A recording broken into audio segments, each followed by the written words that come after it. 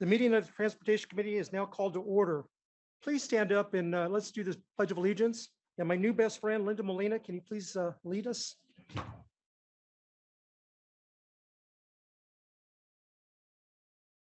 pledge allegiance to the flag of the United States of America and to the republic for which it stands, one nation, indivisible, with liberty and justice for all.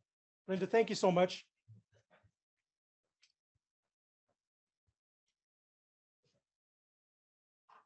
And again, we do have a quorum. We are holding this meeting in compliance with the Brown Act rules relating to telephonic and video conference meetings. While some of our members are participating in person at SCAG offices, other members may participate by telephone or video conference. Just a reminder, if a member of this body is attending remotely but is not at a noticed location on the agenda, they may observe, but they may not participate in any discussions or voting of this body. SCAG offices are open for members of the public to attend and participate in person. Members of the public have the option to attend by telephone or video conference or at one of the remote locations noticed in the agenda. I'll provide some instructions for providing comments momentarily.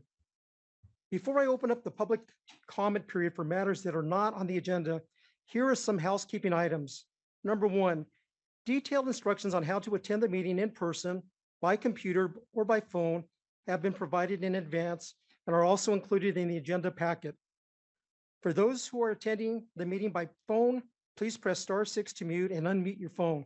If you wish to raise your hand to be recognized to speak, please press *6. Lastly, to reduce background noise, please ensure that your microphone is muted when not in use. I will now open up for public comment period of the meeting. Members of the public should note that there are 3 ways to participate comments and be heard. First, you have the option, but are not required to submit written comments via email to tcpubliccomment@scag.ca.gov. Written comments received after 5 p.m. on Wednesday, April 5th, 2023 will be announced and included as part of the official record of the meeting. Staff, have we received any written public comments after the deadline on 5 p.m. on Wednesday, April 5th, 2023? No public comments. Thank you so much. Secondly, you may remotely address the Transportation Committee in real time and will be allowed a total of 3 minutes to speak on all items on the agenda. If you desire to speak during the public comment period on any items listed on the agenda, please wait for the chair to call the item. When the item is called, use the raise hand function on your computer or *9 by phone and wait for SCAG staff to announce your name and phone number. Thirdly, you may verbally address the Transportation Committee in person and will be allowed a total of 3 minutes to speak on any item on the agenda. If you desire to speak in person, you are invited but not required to fill out and present a public comment card to the clerk of the board prior to speaking. For purpose of providing public comments on items listed on the consent calendar, please indicate that you wish to speak when the consent calendar is called. Items listed on the consent calendar will be acted upon with one motion, and there will be no separate discussion on these items unless a member of the legislative body so request, in which event the item will be considered separately. This is the time for members of the public to offer public comment matters or that are within SCAG's jurisdiction but are not limited on the agenda. If you would like to speak on an agenda item, please wait for that time to be called. Do we have any members of the public who wish to speak on public comments? Okay. So nobody remotely, virtually. Okay. I will now close the public comment period for matters not listed on the agenda. Do we need to make any changes on the agenda, Mr. Rodriguez? None have been seen, sir. Thank you, sir.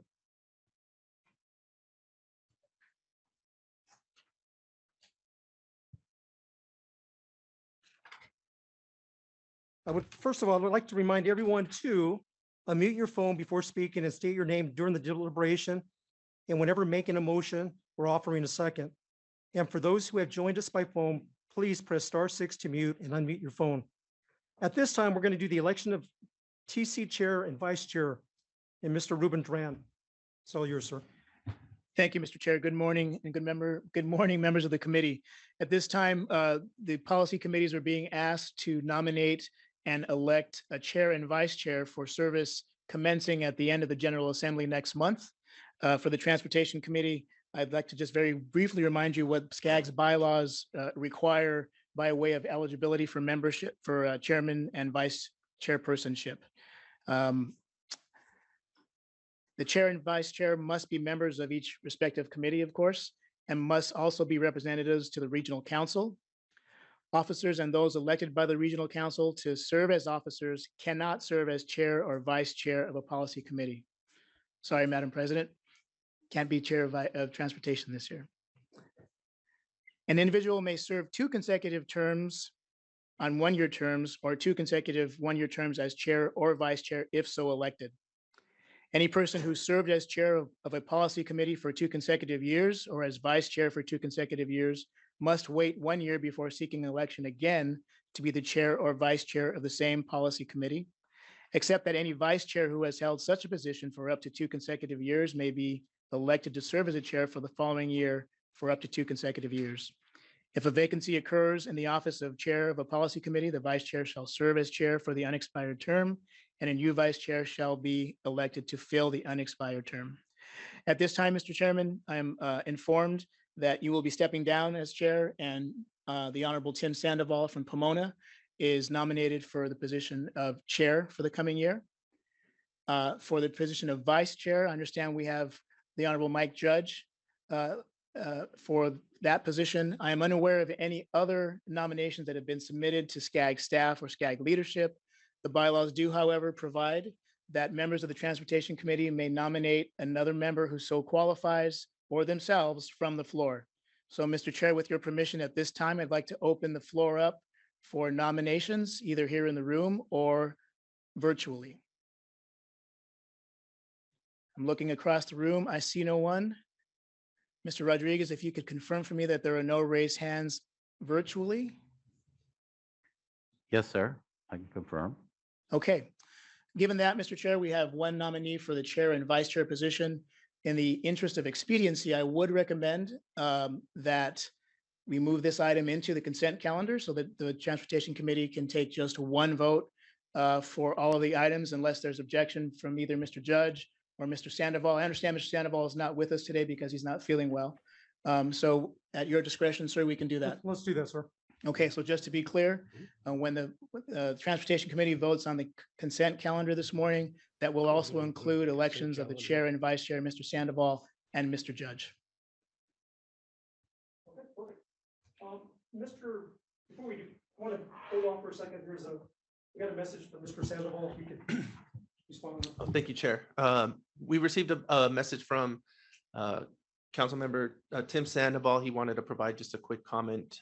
He definitely wished he could have been here today. He woke up feeling ill, so he apologizes for not being here in person. And he did send a short paragraph for us to read out loud. Tim Sandoval is the mayor of the city of Pomona. He serves on several regional transportation boards, including Metro, Foothill Gold Line, and is the current vice chair of the SCAG Transportation Committee. He says, I value regional collaboration, and if elected, I would appreciate the opportunity to meet with your county transportation leaders to better understand the challenges you face and the potential opportunities. Thank you for your consideration. Thank you. Appreciate that.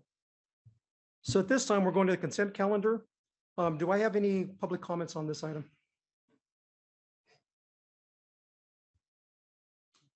See none? Okay, moving forward. Do anybody wish to pull any of these items on the consent calendar? Brown to move the consent calendar, Eastville. I'm sorry, who moves it? Brown. Brown, second.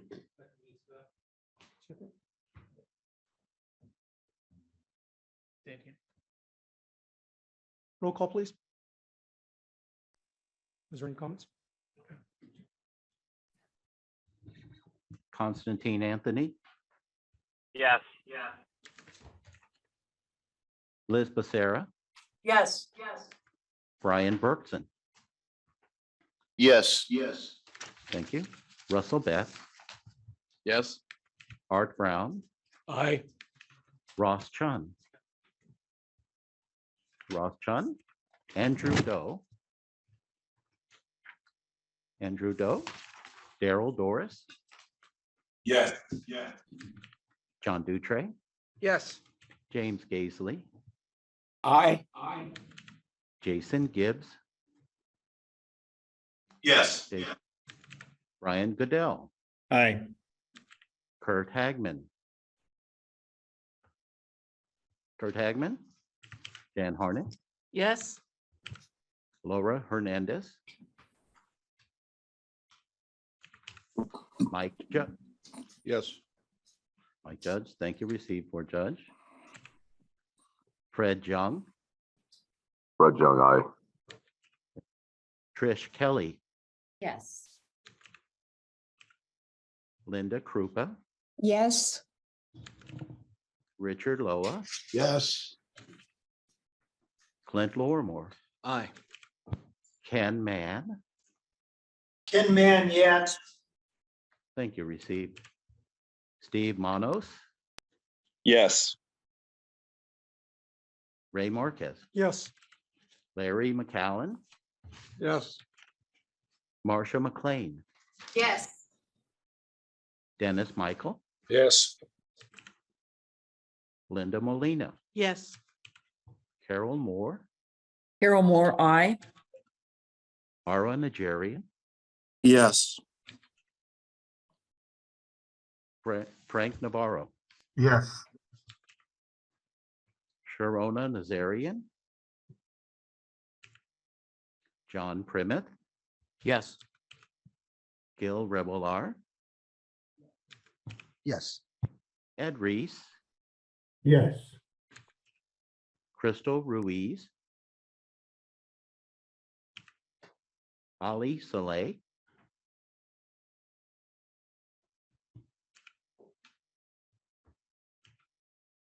Zach Schwank. Schwank, yes. Marty Siminoff. Yes. Jose Luis Salache. Yes. Wes Speak.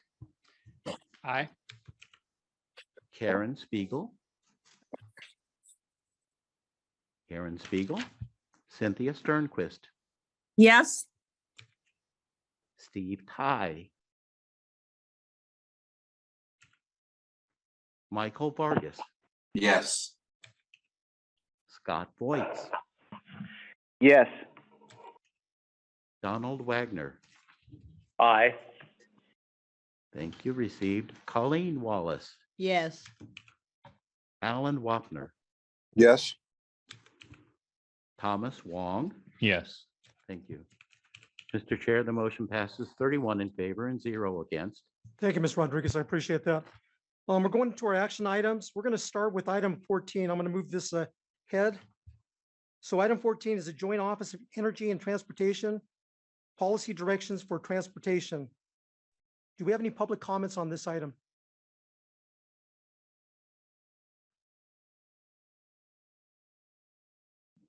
Okay, perfect. At this time, I'm going to call up Kate Gago to provide and introduce Mr. Gabe Klein.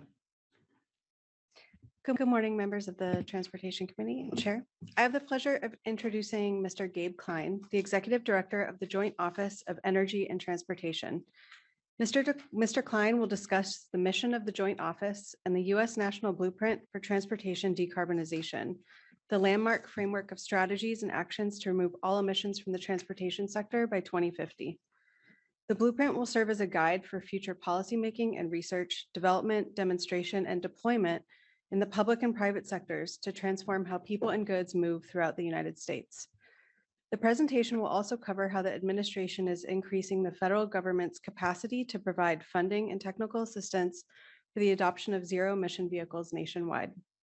Mr. Klein will provide a holistic consideration of how transportation decarbonization will impact the future of transportation funding and policy. Prior to his current appointment, Mr. Klein has served as the Commissioner of the Chicago Department of Transportation and the Director of the Washington, D.C. DOT. He served as Vice President at Zipcar and National Director of Stores at Bikes USA. He also co-founded CityFi, a consulting firm to help city leaders understand the complexity of 21st century challenges. Thank you, and I'll pass it over to Gabe. Great, thank you, Kate. And can, number one, can everybody hear me okay? Can you see me and the slides, or at least the slides? Yes, we can. Great. Well, thanks to Kate and thanks to all of you for having me. You know, I actually know a fair amount about SCAG. At CityFi, we worked extensively with you all, and big fans of your work. And you're one of the largest of your type in the country. So this is a real opportunity for us to sort of share what's been happening at the federal level. And just so you know, the Joint Office of Energy and Transportation, this is the first office of its type at the federal level to span two agencies. So we span DOT and DOE. We also work closely with the White House on formulating policy. And we are now working extensively with EPA as well. So we'll talk more about that. Here's, as Kate said, what we plan to go over today with you. In terms of the Joint Office, you know, continuing in that vein, who we are, what we do, what our priorities are. We were established to address these areas of joint interest between energy and transportation. We have 9 major areas of emphasis that we'll talk about in a later slide. And as part of the bipartisan infrastructure law, we were set up. So we're a little over 1 year old, and we have $300 million in operating funds from DOT that were transferred to DOE. And so we sit day to day over DOE, and the funding comes from DOT. In terms of our mission, the Joint Office mission is to accelerate an electrified transportation system that's affordable, convenient, equitable, reliable, and safe. And I like to say it also needs to be frictionless. And we know that there are challenges out there right now, particularly with DC fast chargers in terms of reliability and usability. And so we're working on that. And our vision is a future where everyone can ride and drive electric. And the reason that's important is that not everybody owns a car, wants to own a car, or should own a car. And we want to give people access to mobility, as well as people that own their own vehicles. They need to have access to an electrified system as well. We have a 4-pronged vision for the Joint Office. 1, to support deployment of zero emission, convenient, accessible, equitable transportation infrastructure. And we aim to do that by leveraging the activities, and I would say between DOE and DOT, but also the national labs. We work with about 5 or 6 of the 16 national labs, and Volpe Institute and others to bring to bear, you know, all of the great talent at the federal level. And in that vein, we understand that even for people that know the federal government fairly well, it's a sprawling, big, opaque sort of box for folks. And so when people have questions about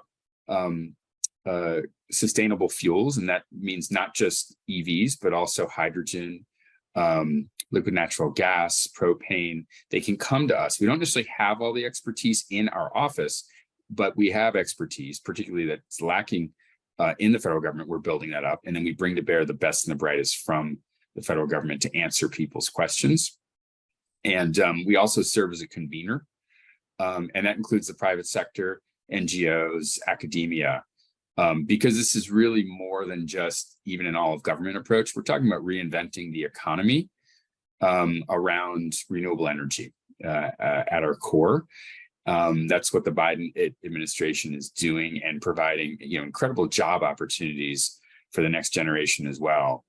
And then I would say we also want to give cities, regions, and states the opportunity to experiment. So we are, and we'll talk in a minute about our notice of intent that was put out, and a future funding opportunity where we can really focus on testing so that there's long-term sustainable outcomes and scalability in the decisions that we make as we're entering this new phase of renewable energy and transportation. As I said earlier, there's 9 areas of emphasis. I think the most important one for you all is the technical assistance for vehicle charging. and also clean, sustainable fuels. And for that, for instance, we can lean on our hydrogen office. We have a vehicle technologies office. There's a lot of great talent at the federal level that we can bring to bear. We also are providing a webinar series, a rural EV toolkit, soon an urban EV toolkit. But we also are working on data sharing, studying vehicle charging, what's working, what needs to shift and change, workforce development, how we work with utilities to make sure that we have make ready policies. And I'll say that a lot of what we do, we look to California, and we talk to the folks in California, CEC and so forth, about what is happening there. And often what happens in California gets extended to the rest of the country.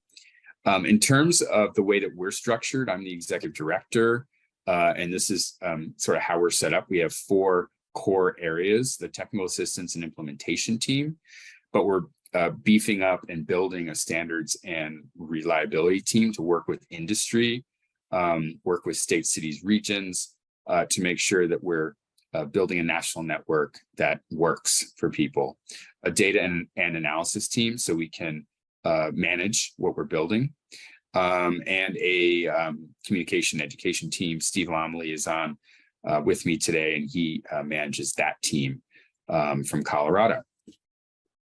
In terms of the programs that we support, this is really important. Many of you probably know about the NEVI program, the National Electric Vehicle Infrastructure Program.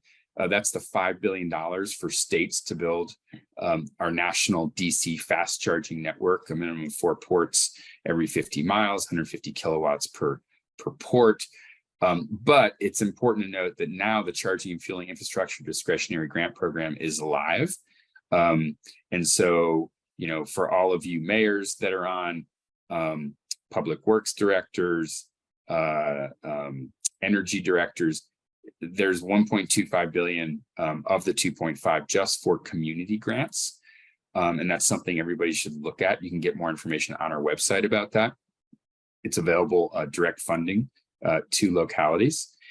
We're also supporting the 5.6 billion low-no transit bus program at USDOT, and the Clean School Bus program at EPA, which is another $5 billion for electric school bus deployments. We've had a ton of interest in California for both those programs, and in Southern California. Something else that's happened recently that I think is important to note is the National Blueprint for Transportation Decarbonization, which was announced by both our secretaries, Secretary Granholm and Secretary Buttigieg, last month in DC. And, working closely with states, communities, tribal communities, labor unions, nonprofits, private sector. The idea here is that the agencies combine efforts. So this extends beyond DOT and DOE to EPA and HUD, thinking about multi-unit, thinking about lower income. So the idea here is on the front end to be looking at transportation solutions to reduce reliance on fossil fuels, but also to look at creating these jobs and supporting the president's goal of achieving net zero emissions economy-wide by 2050. So it's pretty landmark, this strategy. Of course, the proof is in us actually doing the work, but everybody is really ramped up and excited to, again, break down more silos and get more done for people across the country. Now, we mentioned NEVI and the $5 billion. So all 50 states plus DC and Puerto Rico were approved by Federal Highways. It's a Federal Highways formula funding program. They were approved in September 2022. So right now there's $1.5 billion of the 5, that's FY 22 and 23 funding available to states. Some states are sub-allocating once they're fully built out to local jurisdictions. So that could happen in the future. And so California could decide to sub-allocate funds directly to jurisdictions. In terms of the minimum standards, and those minimum standards came out, well, actually, I was going to say last month, but I guess we're in April now. So in February. And so the minimum standards define the minimum number of charging ports, power level, acceptable connector types, payment mechanisms, all of that. But what's important is that you have to have 4 ports capable of providing at least 150 kilowatts DC to every vehicle. CCS is the standard. If you want to have additional ports, you can, port types, excuse me, or I should say connector types, so I don't confuse people. But you have to have CCS. And that's what most vehicles have, except for Teslas at this point, and a few Japanese vehicles use CHAdeMO. In terms of the CFI program, and this is the 2.5 billion in discretionary grants, applications are now open. As of a couple weeks ago, we made the announcement with both secretaries at USDOT. Excuse me. All these programs are 5-year programs for the bill. $700 million FY22 and 23 funding is now available. Application period will close May 30th. Again, there's corridor for 1.25, community for 1.25. You can apply for either, and federal highways, and we will look at what program your application fits best into, and so we can move it between the programs. So no need to stress about that.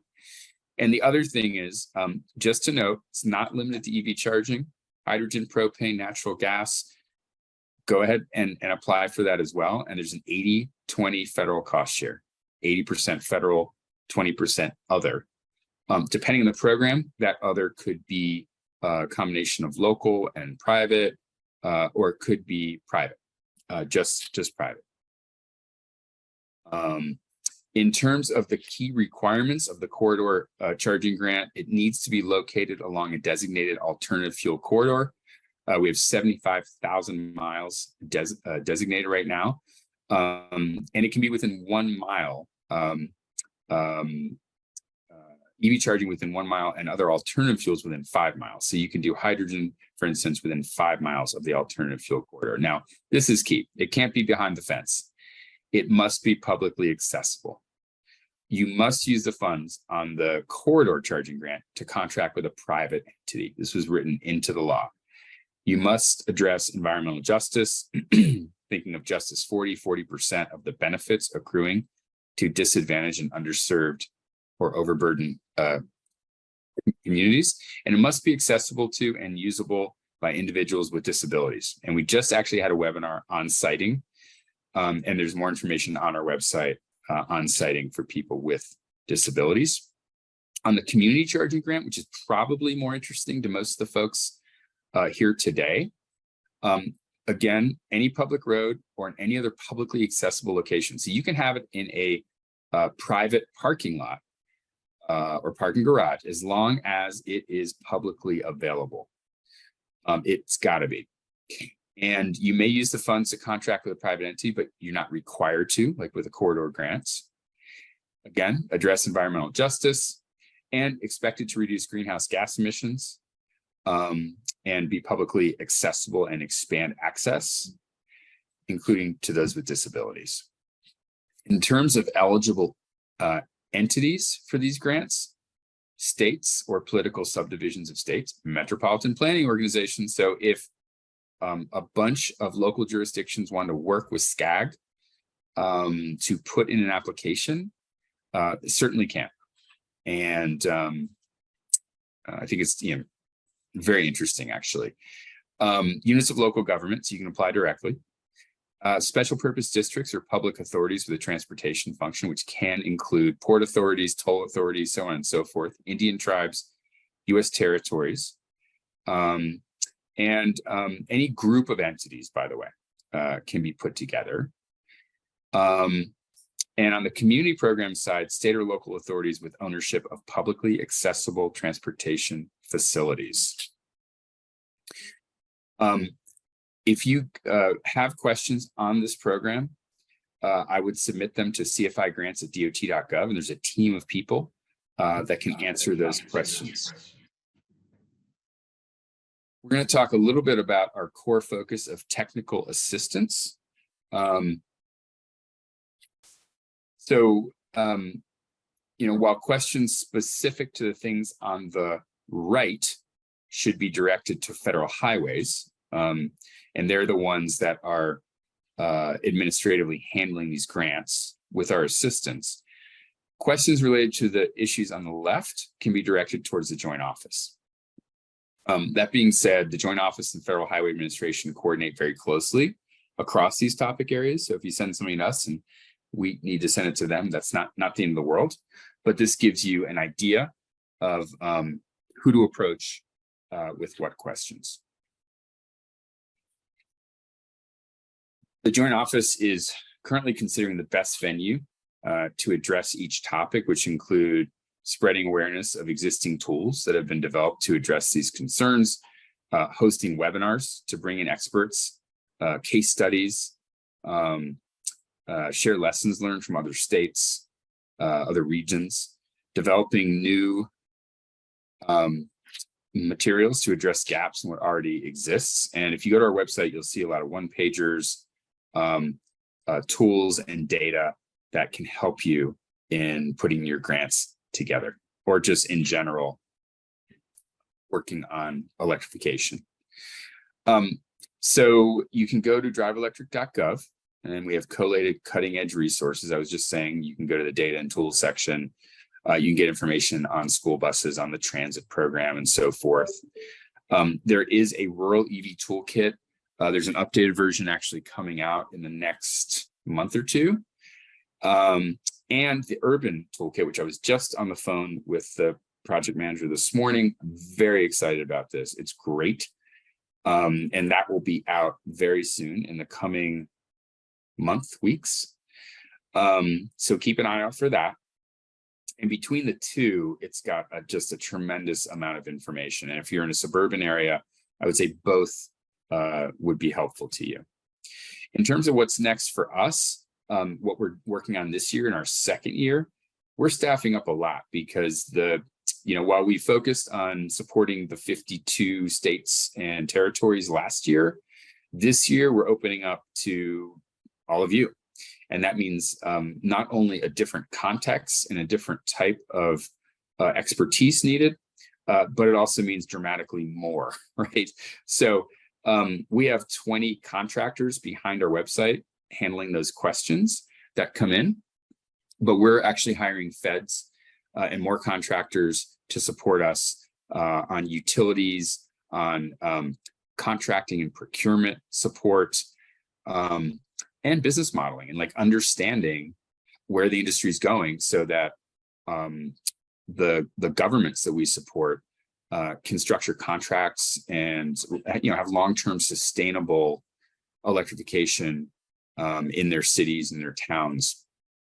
And we also are hiring more people to work on school bus and transit. So the final rule, by the way, that I mentioned that we put out, it also applies to projects for the construction of any publicly accessible EV chargers under Title 23, including any infrastructure project, basically, that's funded with federal funds, that's treated as a project on a federal aid highway. So EV charging infrastructure, other fueling infrastructure projects in urban and rural communities in publicly accessible locations, including downtown areas, local neighborhoods, and particularly underserved and disadvantaged communities. Buy America also came out, and that clarified what the rules were going to be around Buy America. There's more information on our website, but effective immediately, all EV chargers funded through bill must be final assembly in the US. And by July 2024, at least 55% of the cost of all components need to be manufactured domestically. And just a note again, $700 million is available now, and you can apply. And you have till May 30th. So it's time to get cooking. In terms of what's next for us, we are working on 10% set aside. There's $460 million held back from the $5 billion to fund strategic deployment. So you'll see more information on that this year.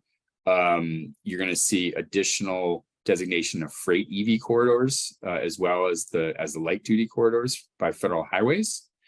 You're going to see the solicitation of nominations from states for the next round of alternative fuel corridor designations. So if you have a corridor, it's not designated and you want to use NEVI funds on it, you can talk to the state about designating that. And if you go to our website, there's a link to the alternative fuel corridor website, and you can see actually where existing chargers are as well on the alternative fuel corridors. And we're going to be convening an EV working group. It's called a FACA, Federal Advisory Committee. And it'll include members from public and private in the EV space. Another note here to go to driveelectric.gov. We hope to soon have rideelectric.gov. So it's not just focused on single occupancy vehicles and those that drive. I mean, it's not, the website's not, but we hope to really represent more transit, school buses, shared mobility, all of that, and really feature it on our site this year. We've also recently released a notice of intent to issue a funding opportunity announcement, $47 million, approximately, give or take.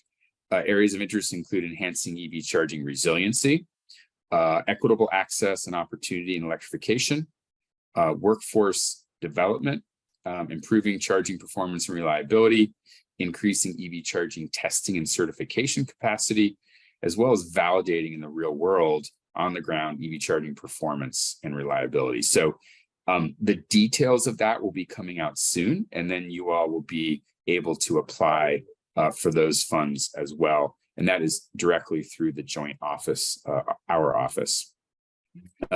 Please feel free to let your constituents know, your stakeholders, that they can reach out to us. And this isn't just like a lame form on a website that goes nowhere. As I said, there's 20 people there that are monitoring this, and some of them get routed to me. Some of them get routed to other people within energy or transportation.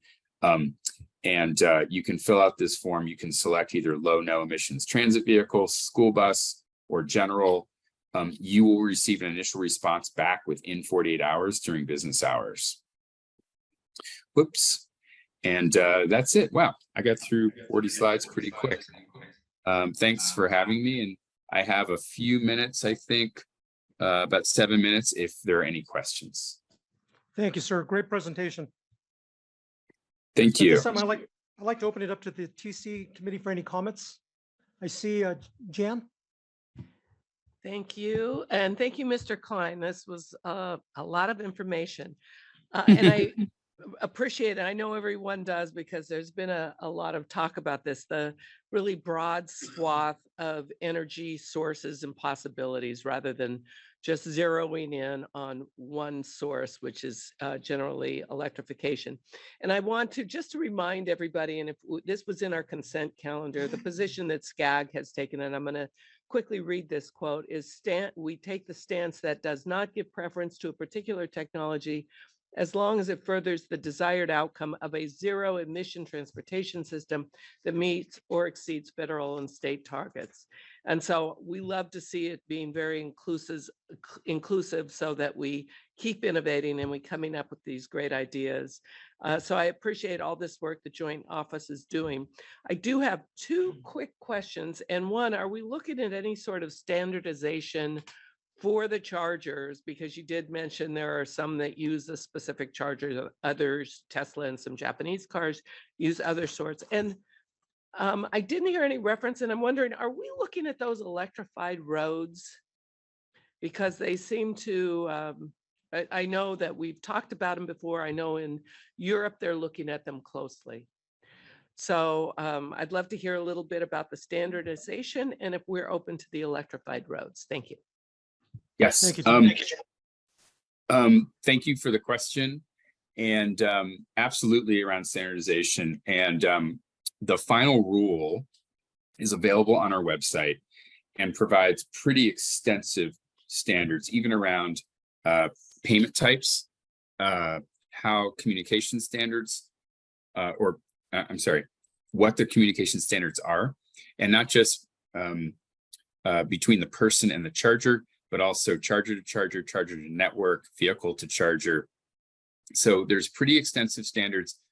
And then, of course, industry has some flexibility as well to work within those standards, because we don't want to keep them from innovating. And one of the things you'll note is that, for instance, you have to have a CCS plug, as I was saying, and that is the American standard, it's the European standard for vehicles. However, Tesla has their own standard. And if you've been reading the news, you might note that they've come out with something called a Magic Dock. And the Magic Dock allows you to pull up in either a Tesla or a non-Tesla vehicle. They plan to open 7,500 of their ports around the United States. They've already started in California. And what's nice about this is it allows companies like them to innovate and say, hey, we are willing to open up and we've read the rule, and we can have both built into the charger, a NACS standard, which is their standard, or a CCS. And that was a great innovation. And my sense is you may see other companies do the same in reverse, where they add sort of their own version of a Magic Dock, allowing a Tesla connector. To your question about the road charging, it's very interesting. So the difference between what we do at the Joint Office and what like the national labs do is that they are involved in heavy R&D. We learn from their R&D. We're willing to test things and pilot things. But I would say that even in Europe, and we plan on going over there actually to learn about a variety of things that they're working on, including this. These are really in the experimental stage right now. And so we plan on learning about it and seeing if it's something that could be commercialized and scaled. And if so, absolutely, it can be considered for funding down the road. Thank you so much. And we'd love to be your guinea pig in the Skag region on that road. Thank you. Absolutely. Thank you, Mr. Klein. Mr. Betts? Yes, thank you. It was a very good and clear presentation. I got a comment and suggestion on the clean school bus program. I don't know how it is across the country, but the trend in our jurisdiction is for there to be less and less students transported to school by bus. The school districts seem to be getting away from that. And that turns into a river of cars going to and from the school, which doesn't do much for greenhouse gas emissions. So I would suggest that if you're going to do grants for electrified school buses, that you tie those grants towards a reduction in the vehicle miles traveled to and from the schools. So the school districts say, if you want these electric buses, you want this, then you've got to start putting more buses into service and get these cars off the road. So I think we got a great opportunity to affect that with this program. And again, thank you. It's a very clear presentation. Very much appreciated. Thank you. Thanks for your comment. And I'll just note that, first of all, it's a great point. I'll look into that. And then the other, like as to whether that's actually currently being considered. The other thing I'll note is that in the Joint Office, we have merged the school bus and the transit programs under one umbrella. And the reason being that we see, particularly in urbanized areas, that we may be putting students on transit buses. And so, we look at those through the same lens, basically. Thank you. Thank you, Mr. Betts. I'm going to the city of Lancaster. Ken? Yes, can you hear me? Yes, Mr. Darrell. So Ken Mann here. Gabriel, question I have is, can you do separate grant applications? One for hydrogen and then one for electrical? Yes. And I should have mentioned this, but on the community side, there's a limit on the low end of 500,000 and then on the top end 15 million. I don't see a reason why you couldn't have two applications as long as they fell under the total cap of 15 million. And then the other program, the corridor program, has no upper limit. Okay, you're talking about along a transit corridor. Along a designated alternative fuel corridor, which is a pretty large subset of the national highway system. And there's no cap, you say? Yes, sir. Correct. Okay, thank you. Absolutely. Thank you, sir. There's a gentleman, I can't see your card, so go ahead, sir. I apologize. It's okay. John Primith from Thanks, John. South Pasadena. I noticed that there's both electrification and alternative fuels. And my question has to do with what is the relative priority? If you have a natural gas project that you want to fund, is it only as a transitional project to a full electrification, or is there some vision in which by 2050, some of these carbon burning fuels would still be, for example, in particular sectors? Where's the priority there? Yep. A great question. I will say for light duty, passenger vehicles and so forth, I think the priority is electrification. For fleets, it really needs to be centered around the use case and the context. And as the president's talked about, Secretary of Energy's talked about, there's going to be a transition period to renewables, but we need to get there 100% by 2050. And we need to make significant progress by 2030 and 2035. And we signed on to the medium and heavy duty international agreement maybe 3 months ago.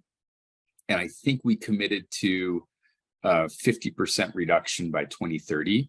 And, hydrogen is an incredible fuel, an incredible opportunity.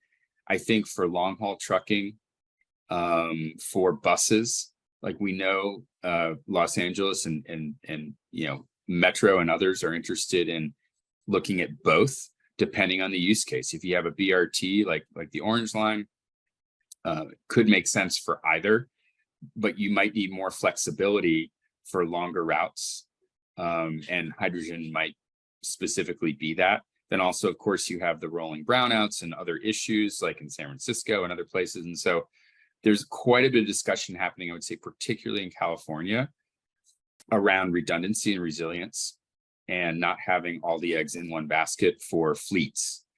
And so we at the federal level are very open-minded, and our job is to give technical assistance and to provide the funding and to let the states and localities and MPOs really figure out the best mix and be as supportive as possible. But for light duty, I think the market and the government worldwide, I would say, is moving towards electrification.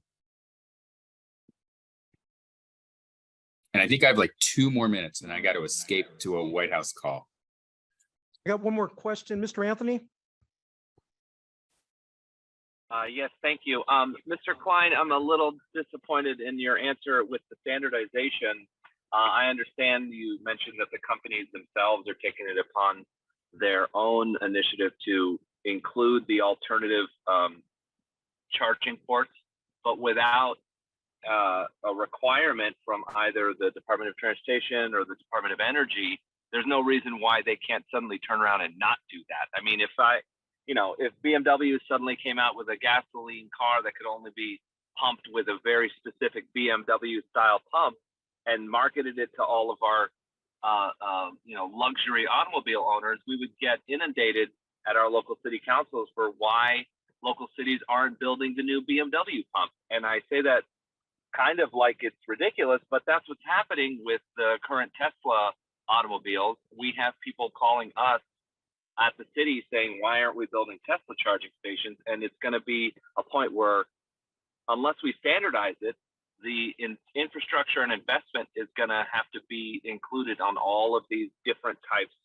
of chargers. So I would strongly urge the Department of Transportation, the Department of Energy to put forth some kind of standardization to make sure that the manufacturing of these automobiles is a universal port, and that the manufacturing of the charging stations are a universal port, because it's becoming the wild, wild west. Thank you for that. And I'll just give a very brief answer. Possibly I wasn't as clear as I should have been earlier. And there's some truth to what you're saying, that industry, like let's say that Nissan wants to continue putting CHAdeMO ports on their vehicles, they can, but that's not going to be interoperable with most charging equipment in the United States. So it would be sort of a bad decision probably. But what I will say is that we do have nobody ever faulted a company for making a bad decision. Well, that's true. But but anyway, you have to install CCS ports on any federally funded charger, and that is the American standard at this point. Now, if you want to also have another line coming out of it with CHAdeMO in this first year, and then CHAdeMO is off the table, or in general, you want to add another type of connector, you can, but you have to have CCS. So it's not that you can put something out without CCS. And in terms of the companies, they did in the EU require Tesla to put a CCS port on their cars. That's true. We did not in the United States. And part of that is that Tesla's been here a lot longer and they already have their standard. But what we're doing is, I think we have the best of both worlds, where we're creating an interoperable situation where a Tesla user is going to be able to use with a connector any charger in the United States, and a non-Tesla owner will be able to use any federally funded charger in the United States with a Magic Dock or other type of adapter. But anyway, I have to run. Thank you so much for having me. These are great questions, and we support all of the work that SCAG is doing. Anything we can do to be helpful, please let us know. Sir, again, thank you. Appreciate it. Thank you. Thank you.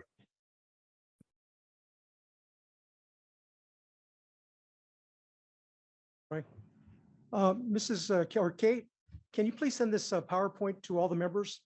A lot of good information on this PowerPoint. Yes, I will. It's also included in the packet. Thank you so as much. I well. appreciate that. Thank you, Mr. President. I think I heard that yesterday, so thank you. Yes, you did. Thank you. And that was the information item. So just so everybody knows that we don't have to do any action on that. Let's go to an action item number 12, 2023 SCAG Regional Active Transportation Program. Corey Wilkerson is a presenter on this. Do we have any public comments on this item?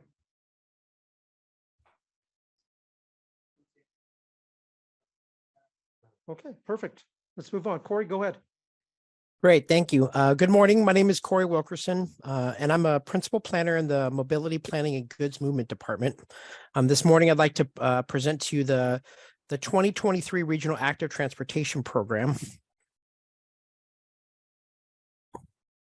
A little bit about the 2023 Active Transportation Program. It's also referred to as Cycle 6. A total of $1.7 billion was available in this cycle, covering fiscal years 23, 24 through 26, 27. The statewide program was adopted by the California Transportation Commission in December, and it included funding for 22 projects from the SCAG region. That's ended up being about $345 million. SCAG's share of the MPO component of the program is $361 million. We established population-based targets based for each individual county, which you can see there on the slide. And then each county established a methodology for adding additional points to the statewide scores. Applications were then ranked by the counties and submitted to SCAG. And the regional program recommends funding for 73 projects across the region. Today, we're asking that you recommend the Regional Council adopt the 2023 Regional Active Transportation Program. And following today's action, staff will submit the program to the California Transportation Commission for final adoption in June.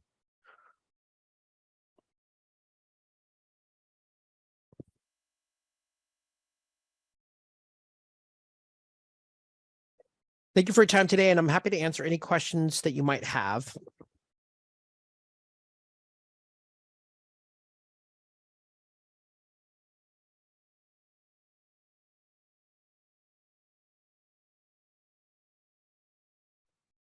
Recommend that the Regional Council adopt resolution number 23-654-3, approving the 2020. Please use the mic. Program. Sorry, let me do this again. I'll get it right this time. At this time, I'd like to ask for a motion to recommend that the Regional Council adopt resolution 23-654-3, approving the 2023 Active Transportation Program Regional Program and contingency list. So at this time, I'd like to get a motion and a second. City of Banning, Colleen Wallace approves the motion. Thank you. Second, Sternquist, Temple City. Sternquist, second. Mr. Clerk? Constantine Anthony,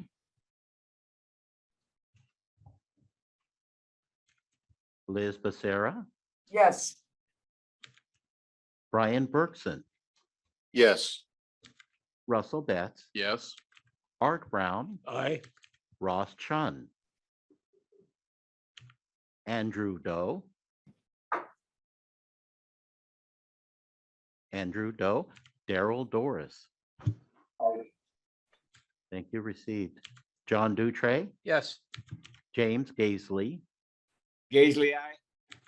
Jason Gibbs, Yes. Brian Goodell.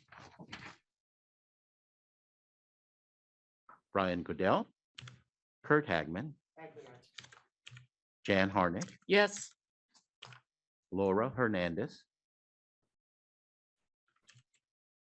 Mike Judge, Yes. Fred Jung, Aye. thank you, received. Trish Kelly, Yes. thank you. Linda Krupa, Yes. Richard Loa, Yes. Clint Lorimore, Aye. Ken Mann,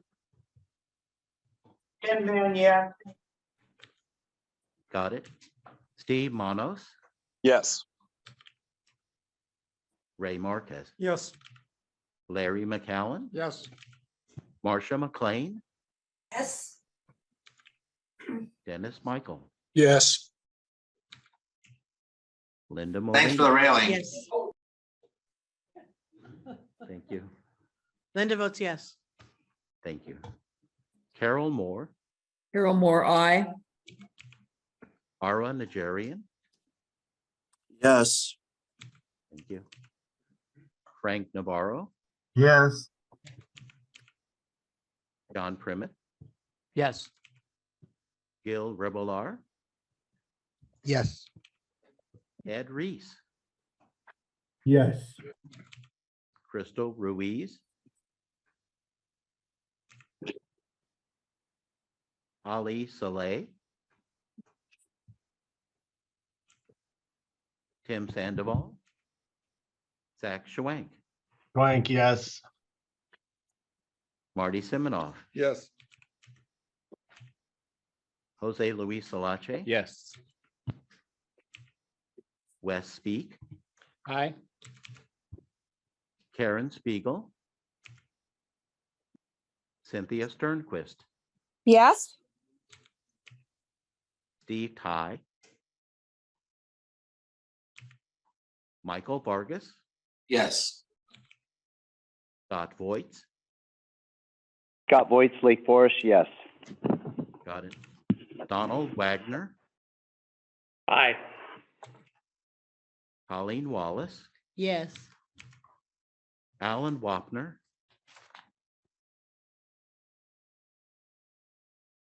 Thomas Wong. Yes. Thank you, Mr. Chair. The motion passes 39 in favor and 0 against. Thank you, Ms. Rodriguez. Appreciate that. This is Brian Goodell. I just want to vote aye. I couldn't get my screen unmuted on my phone. Thank you. Thank you, Brian. Got it. Thank you, Ms. Rodriguez. Moving on to action item number 13, approval of expedited, programming for fiscal year 22 carbon reduction program. Mr. Chair, I'm so sorry. This is Alan Wapner. I'm a yes on that last vote as well.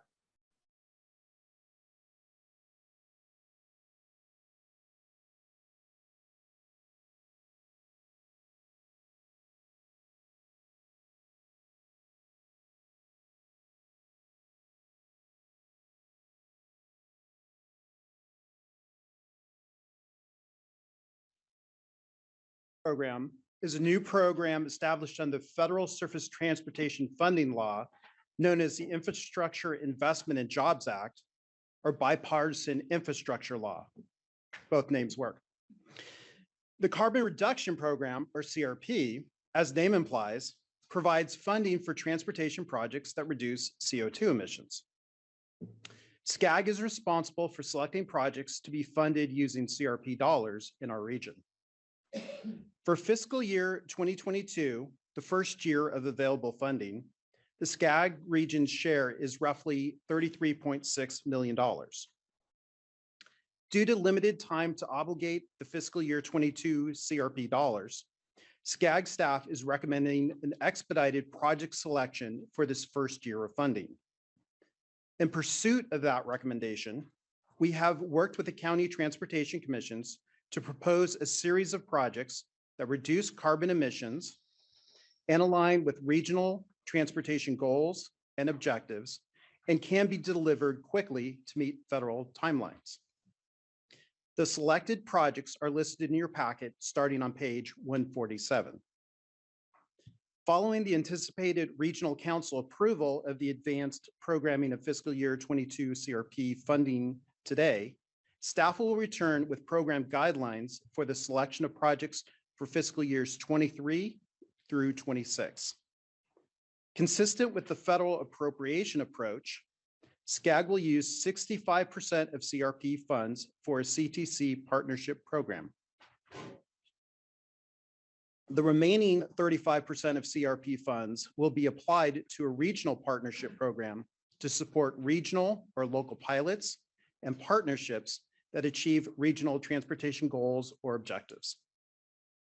The recommended TC action this morning is to recommend that the regional council, number one, approve expedited programming of the fiscal year 22 carbon reduction program funds for selected projects, and two, authorize the SCAG executive director to make any necessary adjustments to selected projects to meet eligibility criteria and other applicable requirements. Thank you.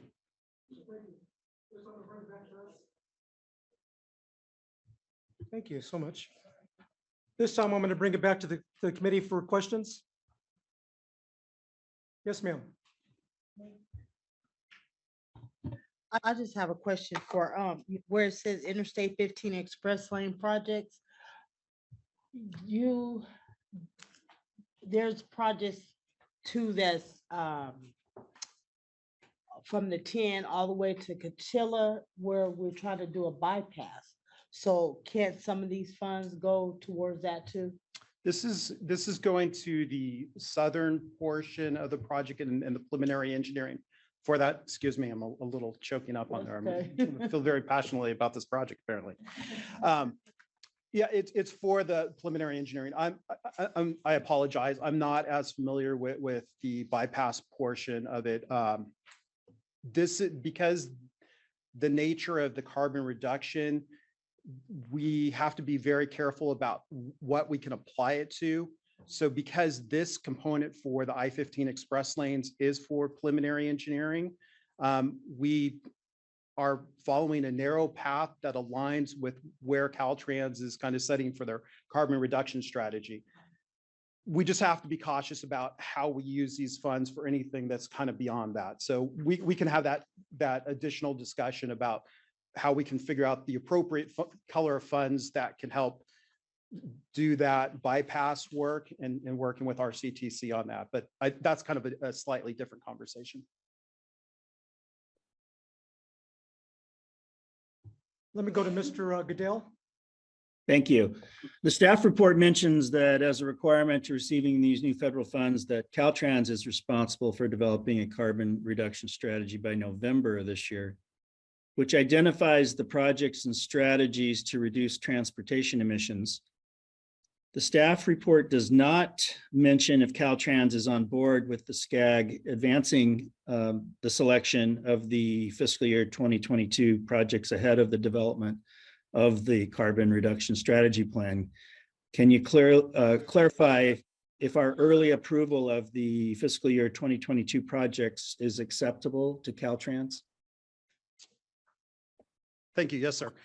We actually have been in conversations with Caltrans, both on the overall process of using an expedited process for this first year of funding, as well as then subsequently developing the full program guidelines, as well as the specific projects. We had an informal discussion about the projects that we would be submitting. So there actually is a more formalized process for all of these projects. Basically, even though the MPO like SCAG or MTC are selecting these projects, there's actually a process by which we go through Caltrans to essentially confirm that they're eligible.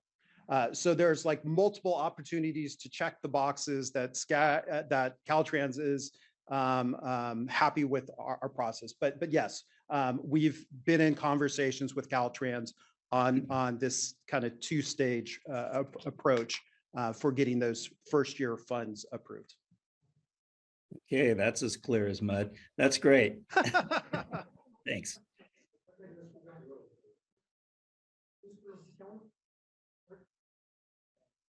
I was going to take the opportunity to move the item at appropriate time since the San Bernardino projects are ones that are vitally needed. Yes, John Permith, South Pasadena. Just a clarification on the selection process. A lot of these projects were already in development in some way, and you kind of went through a screening process by which you collaborated with each of the CTCs to figure out if this is going to be something that they would be on board for accelerating. What's your percentage confidence that these projects will actually be accepted by the local jurisdictions? Because you've already done the collaboration, so I would assume it's very high. Yeah, so thank you, sir. If you look at the project list starting 147, a number of them are essentially County Transportation Commission led projects, or they're doing in partnership with Caltrans or other entities. There are a handful like the ones from San Bernardino, where San Bernardino, SBCTA, San Bernardino County Transportation Authority. Thanks. Like sometimes it slips my mind. I still think sandbags sometimes too. Sorry, digression. They actually went and solicited projects from the locals. So those listings, those actually represent an engagement process that San Bernardino went through. So we're anticipating, especially for that 23 through 26, we'd likely see more projects along that line. I don't know for sure because we actually haven't gone through the process, nor have the counties kind of gone through the outreach specific to this funding program to solicit interest, but likely it'll be more of a mix like that. Given the nature of these funds and kind of the limitations that really has to be clearly carbon reducing, it may not be as broad as like Corey's list of projects where you have line after line after line of project. It can fund active transportation, but this is a relatively small pot of funds. I think Corey was talking 300 million-ish. I don't remember exactly. I was kind of stressing about my own. Yeah. So I don't remember his exact numbers, but we're talking about 30 million-ish a year. So it's not a lot of money. Percentage of confidence this funding will go to the projects? Oh, these absolutely will go. Okay, thank will you. go to these projects. Thank you. Thank you, sir. So at this time, I'm going to bring it back to us for a motion and a second. I do have a first by Larry McKellen. Brown will second. Second, Corona. Brown is a second. Call for a vote, please. Constantine Anthony, Yes. Liz Becerra, Brian Bergson. Brian Bergson, I'm sorry, clerk, did you hear yes for Becerra? thank you. Received for Becerra. And yes for Brian Bergson. Thank you. Received for Bergson. Russell Betts, Yes. Art Brown, Aye. Ross Chun, Andrew Doe, Daryl Doris. Aye. Thank you. John Dutre. Yes. James Gaisley, Aye. Jason Gibbs, Yes. Brian Goodell, Aye. Kurt Hagman, Jan Harnick, Yes. Laura Hernandez, Mike Judge, Yes. Fred Jung, Aye. Trish Kelly. Thank you. Received for Jung. Trish Kelly, Yes. Linda Krupa, Yes. Richard Loa, Yes. Clint Lorimore, Aye. Ken Mann, Ken Mann, yes. thank you. Steve Manos, Yes. Ray Marquez, Yes. Larry McAllen, Yes. Marcia McLean, Yes. Dennis Michael, Yes. Linda Molina, Yes. Carol Moore, Carol Moore, I. Ara Najarian, Yes. Frank Navarro, Yes. Sharona Nazarian, John Primmett, Yes. Gil Revolar, Yes. Yes. Ed Reese, Yes. thank you. Crystal Ruiz, Ali Saleh, Zach Schwank, Yes. Marty Siminoff, Yes. Jose Luis Salache, Yes. Wes Speak, Aye. Karen Spiegel, Cynthia Sternquist, Yes. Steve Ty, Michael Vargas, Yes. Scott Voigt, Scott Voigt, Lake Forest, yes. got it. Donald Wagner, Aye. thank you. Colleen Wallace, Yes. Alan Wapner, Yes. Thomas Wong. Yes. Thank you, Mr. Chair. The motion passes 41 in favor and 0 against. Sir, thank you. Going to item number 15, it's an information item, Connect Southern California 2024, draft new funding strategies. Do we have any public comments on this item?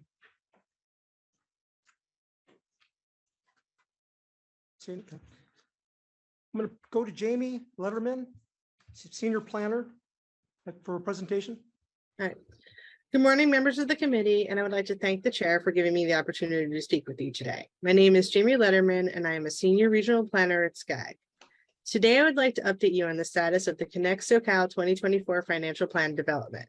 I will first review policy issues facing the region that could impact costs and available revenues over the life of the plan.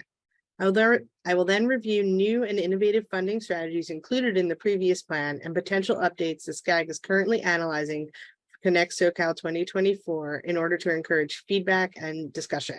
I'm also going to turn my camera off while the presentation is going, just so there's not any connection issues. Next slide, please. Thank you.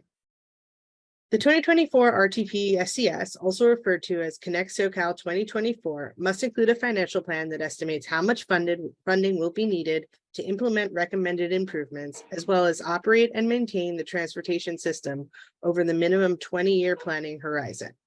The financial plan includes information on how the region reasonably expects to fund the projects and programs included in the RTP, including anticipated revenues from federal, state, local, and private sources and user charges.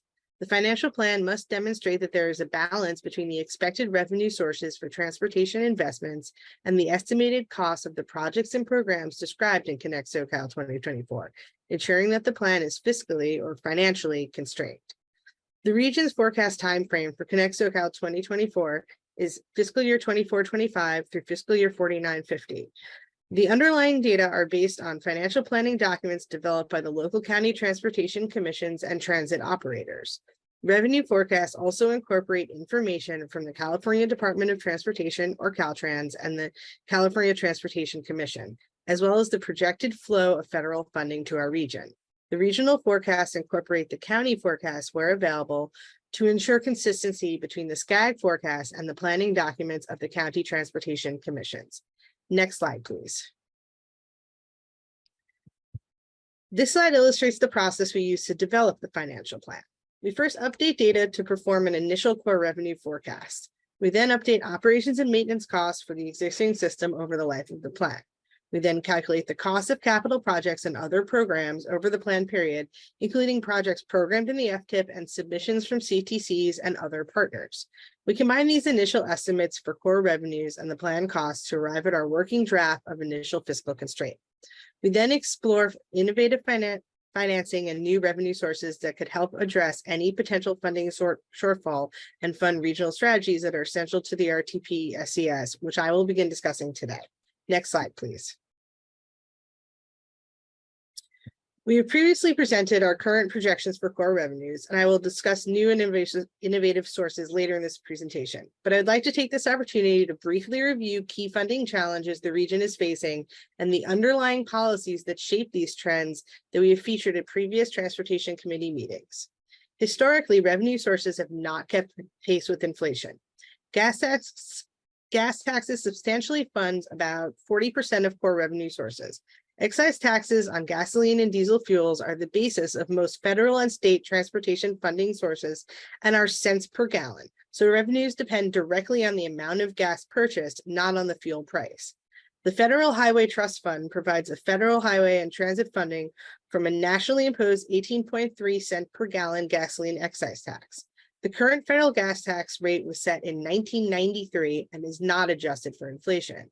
If it had been adjusted to account for inflation, the current federal gas tax would be approximately 37 cents per gallon, more than double the current federal rate. Since 2008, the trust fund has failed to meet its obligations and has required the United States Congress to make transfers from the general fund to keep it solvent.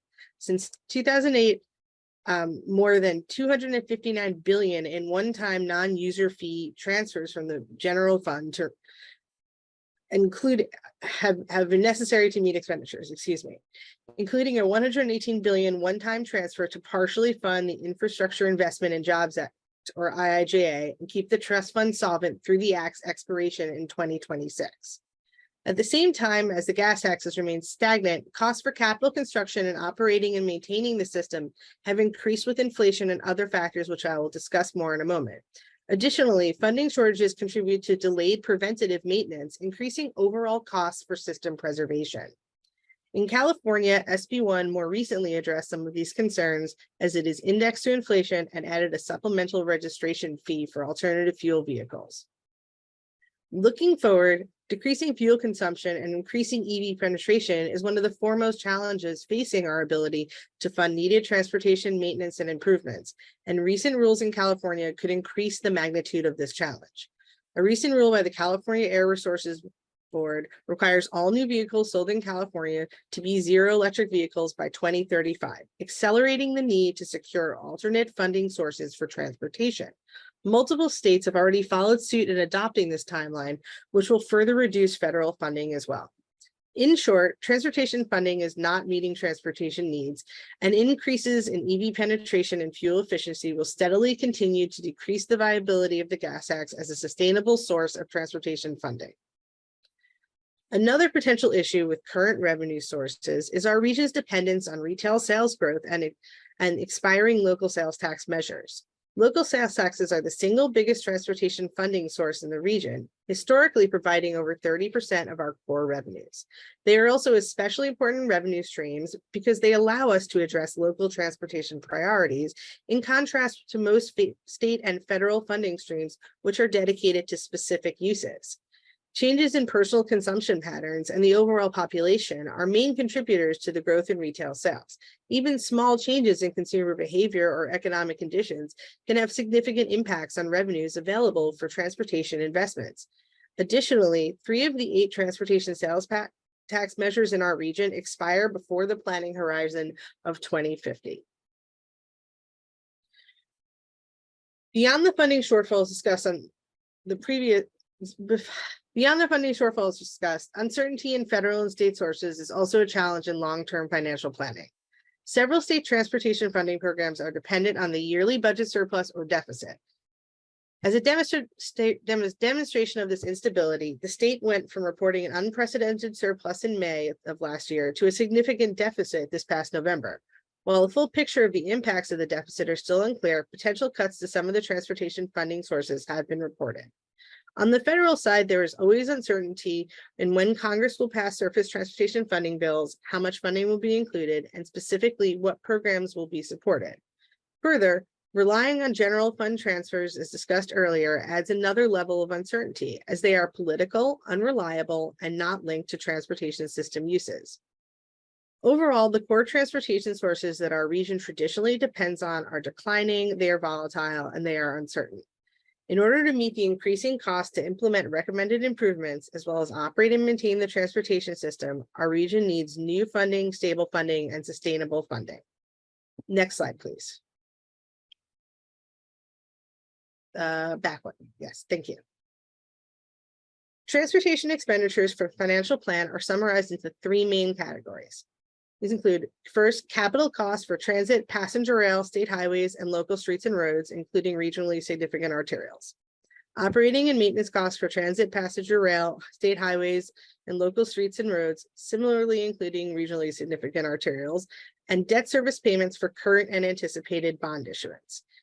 Key issues and policy concerns related to expenditures in the financial plan include the following.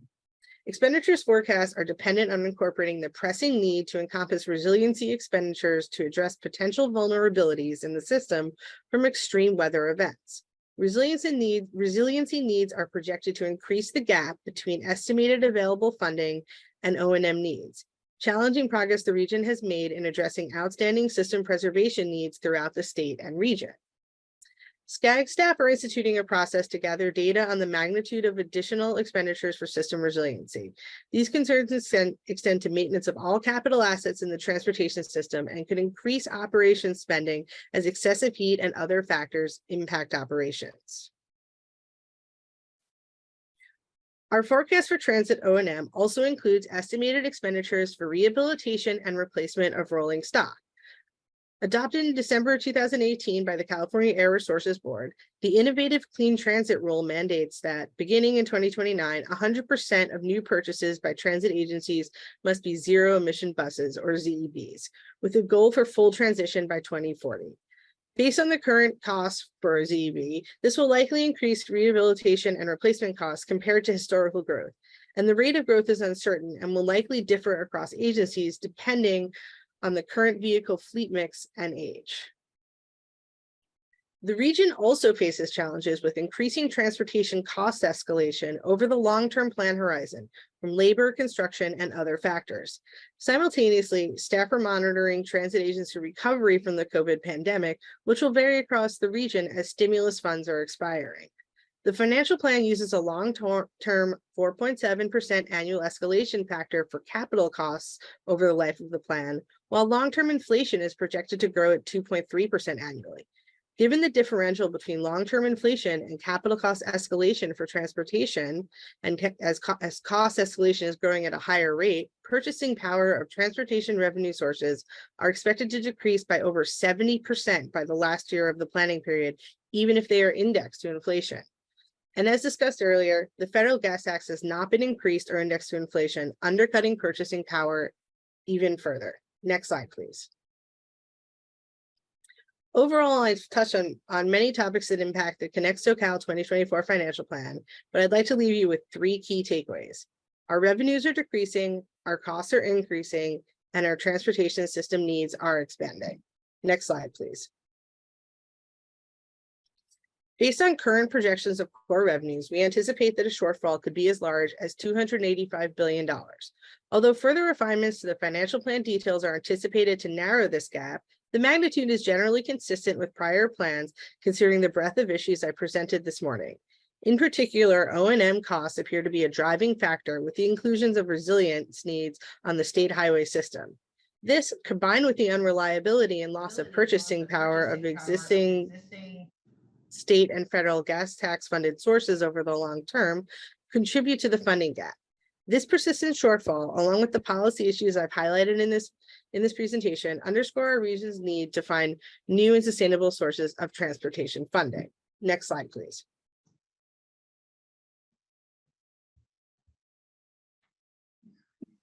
In addition to the core existing federal, state, and local revenue sources that I have presented on at previous Transportation Committee meetings, Connect SoCal 2024 can include reasonably available new and innovative funding and financing sources.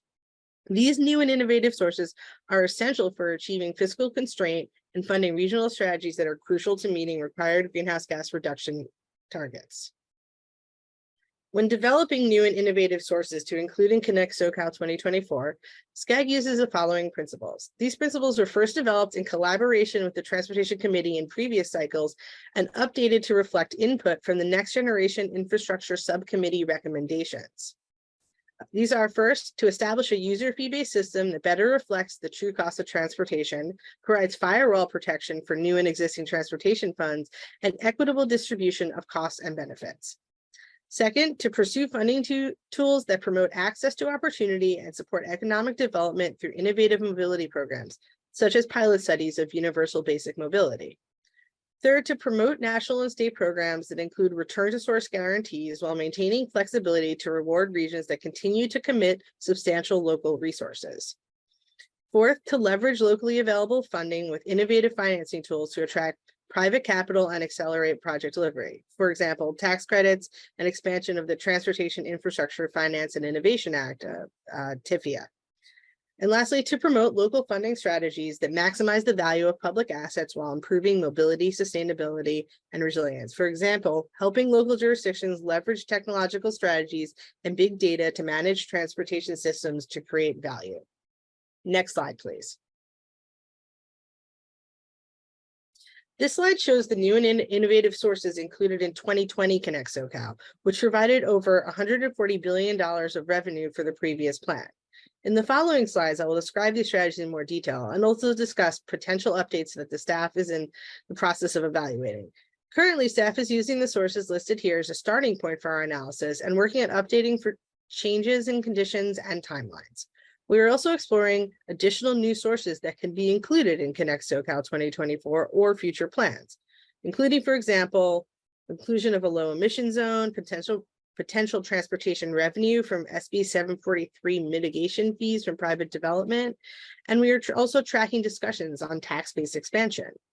These strategies collectively represent a multi-pronged approach to ensuring that the region has access to sustainable sources of transportation funding necessary to support investments in our system that are included in the plan, while also focusing on addressing revenue and policy issues summarized earlier in this presentation. Next slide, please. As discussed above, the federal gas tax was last adjusted in 1993, and the federal government has continually needed to use transfers of general fund revenues to keep the highway trust fund solvent. As you discussed in previous presentations, relying on general fund transfers is unsustainable and results in a great deal of uncertainty in regard to future federal transportation funding. This strategy of a federal gas tax adjustment focuses on adjusting the gas tax upward to correct for the loss of purchasing power that results from the gas tax not keeping up with inflation like SB1 currently does. This strategy has been included in previous financial plans as a strategic short-term stopgap measure to address the highway trust fund shortfalls during the transition to a national mileage-based user fee. Next slide, please.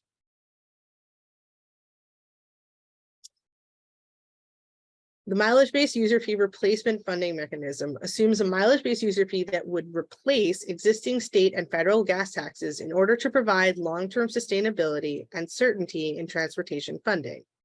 The replacement mileage-based user fee would be established as a revenue-neutral replacement for the gas tax that would then be indexed to inflation to maintain purchasing power.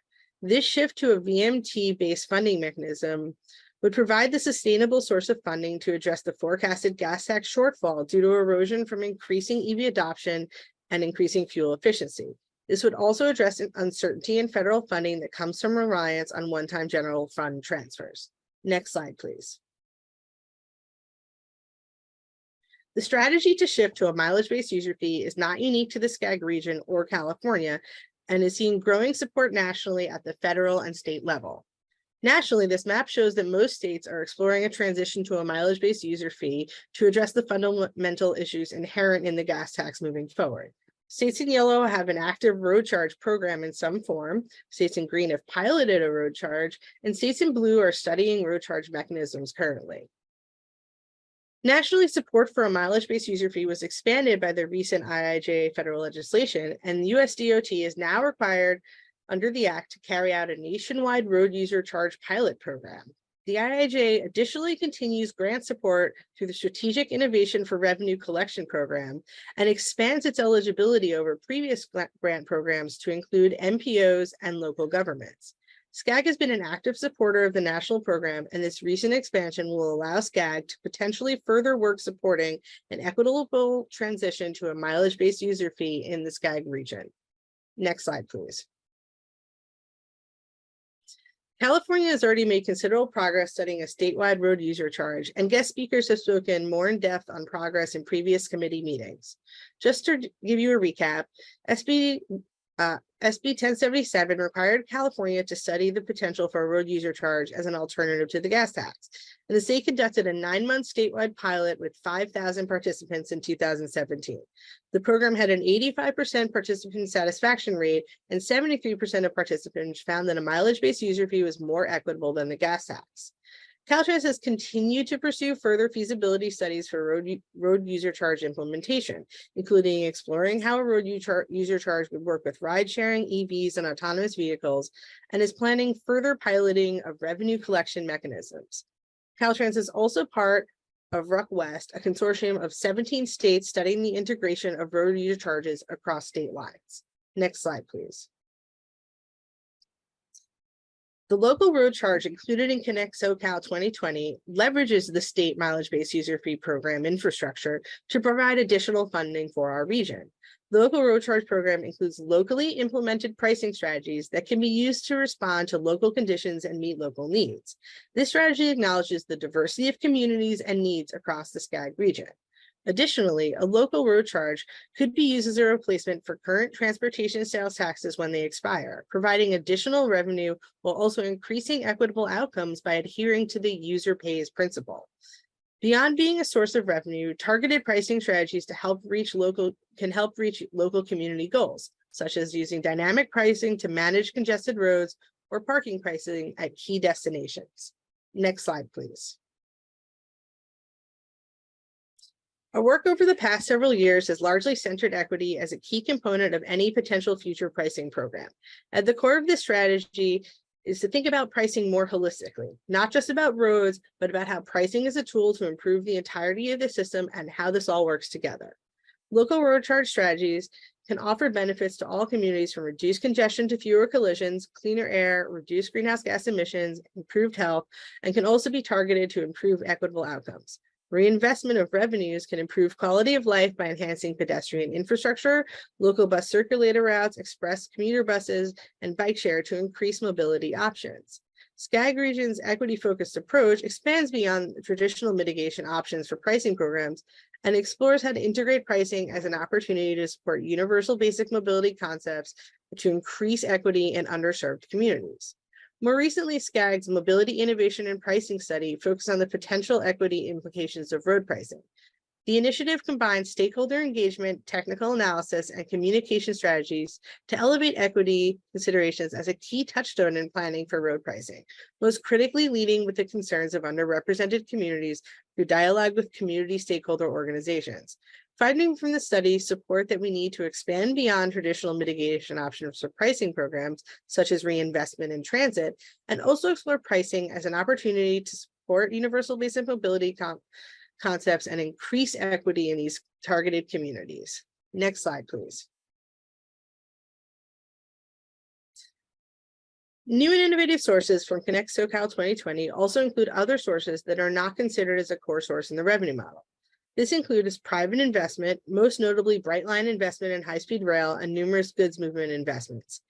The plan also includes expanding opportunities throughout the region for value capture, a strategy that SCAG has been supporting through its housing supportive infrastructure work, including a series of sustainable communities planning grants.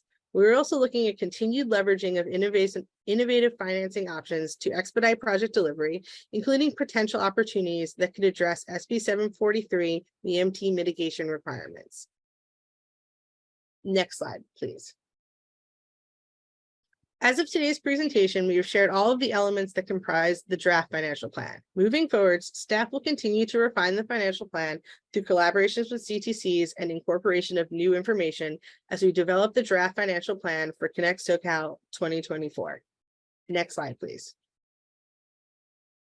That concludes my presentation. Thank you very much. Hey, Jamie, thank you so much for that presentation. I'm going to bring them back to the body for any comments or questions. Mr. Betts? Thanks. I'll be quick. I've raised my objection to VMT here many times over the years. And there's other better funding options than this. One would be raising the gas tax, which Congress hasn't done since '93, and they should. So I'm just gonna, if I vote no on this, I want everybody to know why. Thanks. Thanks, Russell. Mr. Speak? Thank you, Chair. I just had a question. You mentioned that this was revenue neutral, but it was also going to have additional revenue. Is that just primarily on being able to, get revenue from electric vehicles? So, I mean, not the collection of strategies are not revenue neutral. When we talk about a transition like towards a mileage-based user fee, the plan and the plan that Caltrans has been using for its mileage-based user fee is to start it being revenue neutral as a replacement. So looking at how much we're getting from the gas tax, and when we transition to a mileage-based user fee, setting those fees and the dynamics so it would begin to be revenue neutral, and then moving forward addressing any loss of purchasing power that we're experiencing under the gas tax. Okay, I mean, I get where we're underfunded. I mean, that's a known thing. I just want to make sure if we're trying to explain this to people, it sounds like we're replacing that fee with whatever the VMT, however that we will end up charging. I know it's still under consideration.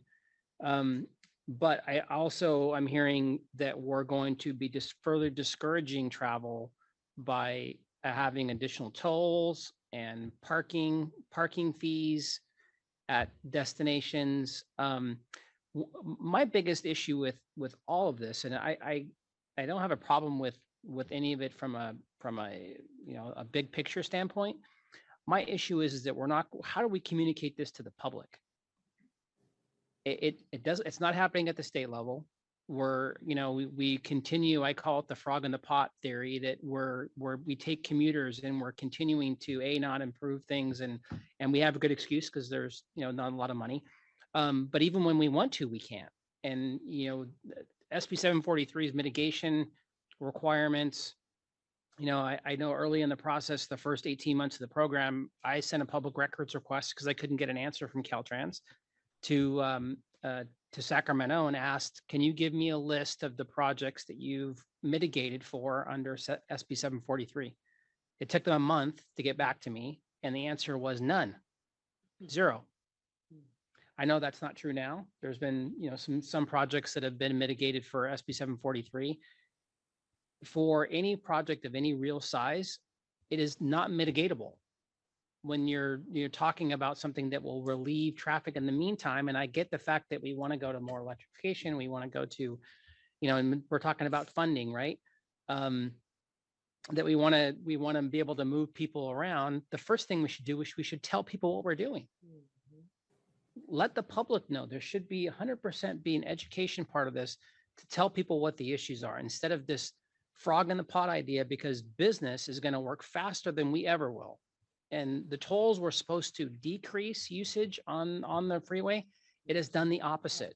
I sat through a presentation last week from, on the 90, I sit on the 91 advisory committee. It's a joint committee between RCTC and OCTA, and revenues have gone up by millions of dollars. Travel has gone up by millions of trips.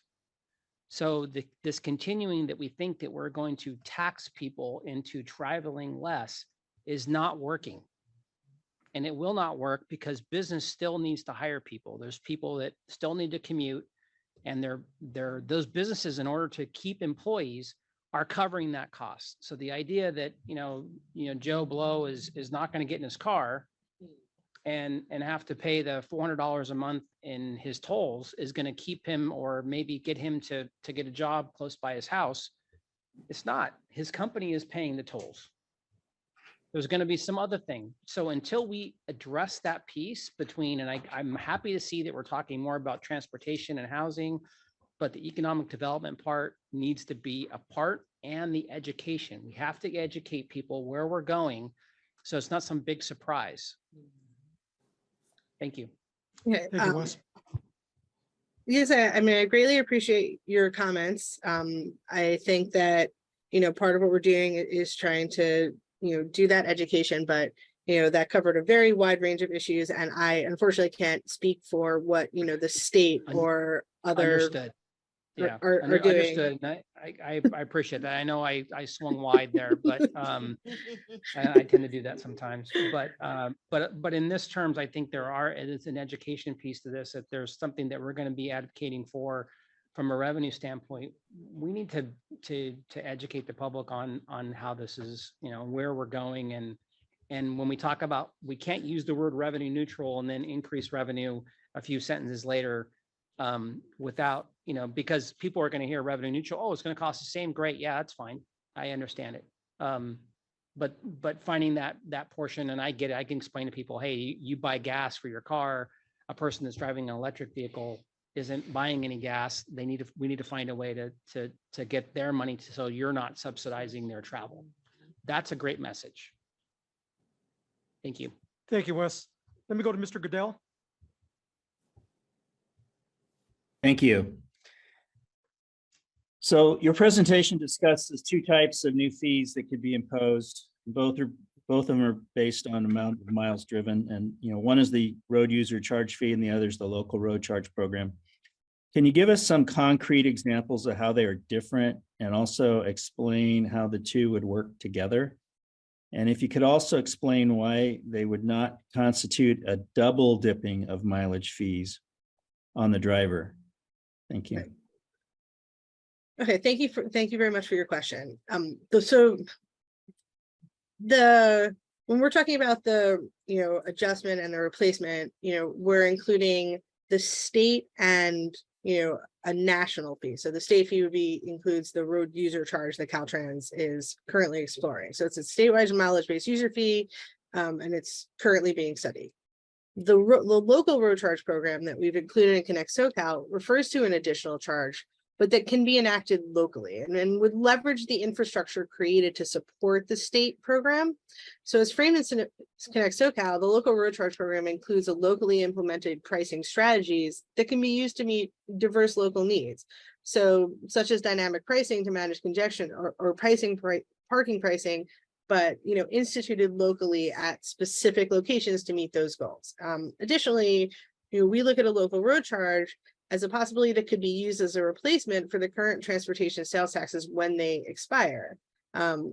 So in terms of, I don't think it's necessarily looking at as double dipping, but looking at it at what are the different ways and the easiest ways to sustainably fund, our necessary investment and maintenance and system preservation needs. But the key difference there is we're looking at a local strategy and the state and national strategies. Thank you. Let me go to Mrs. Kelly.